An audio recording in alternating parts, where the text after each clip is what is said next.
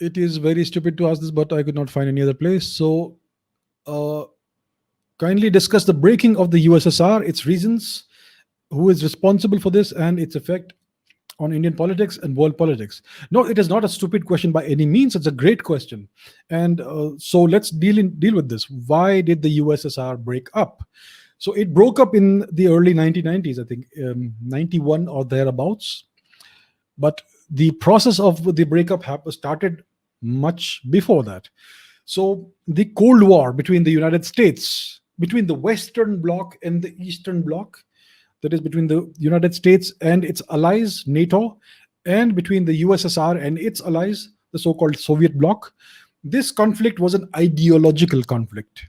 It was about which system is better, which system is superior. The Western quasi liberal, quasi democratic, capitalistic system, or the Soviet socialistic system. Which system was better, which system was superior? It was an ideological conflict. And what the Soviets did after Stalin's death, after Nikita Khrushchev came to power, was they started making pronouncements like we are not like basically they were to some extent admitting that their system had problems. So Nikita Khrushchev did that, Brezhnev did that, and then Mikhail Gorbachev started this policy of perestroika and glasnost, which was more openness, more transparency, and more self-criticism. So essentially, what happened was that their standing among their allies and even among their own people started to crumble. It started to fall. That the moral high ground and ideological superiority that Marxism and communism had held, and the Soviet Communist Party had held, it started crumbling.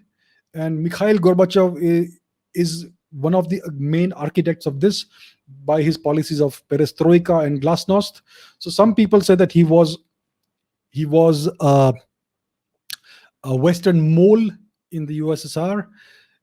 So we don't know how true or false it is, but his actions eventually precipitated what happened in the early 90s when all the other Soviet republics, the Central Asian republics, etc., they all declared independence because over time, because of this perestroika and glasnost policies, the Communist Party lost power gradually. The power eroded away.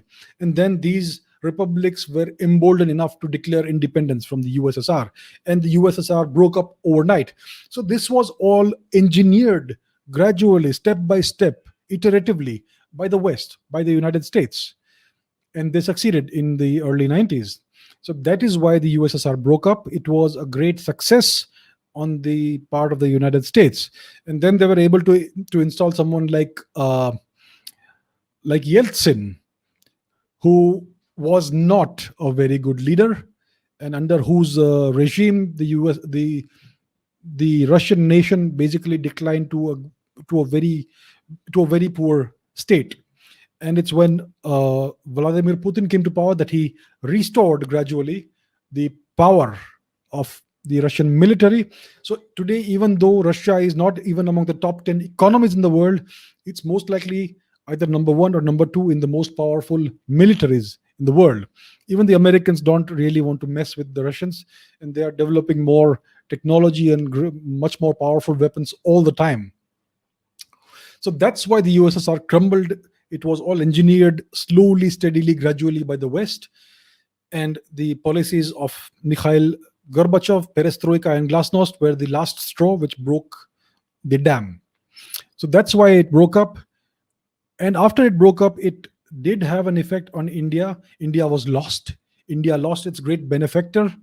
And the Russian nation that emerged out of the USSR's ruins had a very different approach towards India. It was no longer the same kind of beneficial partner.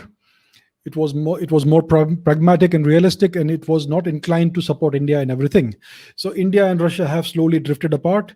India's diplomats were lost. They're still, even today, some of them are still mired in this Cold War mindset. So these things need to change. So it had a great deal of impact on world politics. The whole polarity of the world changed. The world became unipolar for quite some time. Only one superpower was left, the United States. And now we can say that there is a new superpower on the horizon, which is China. So things changed a lot after the breakup of the USSR. It had a great deal of uh, repercussions the world over.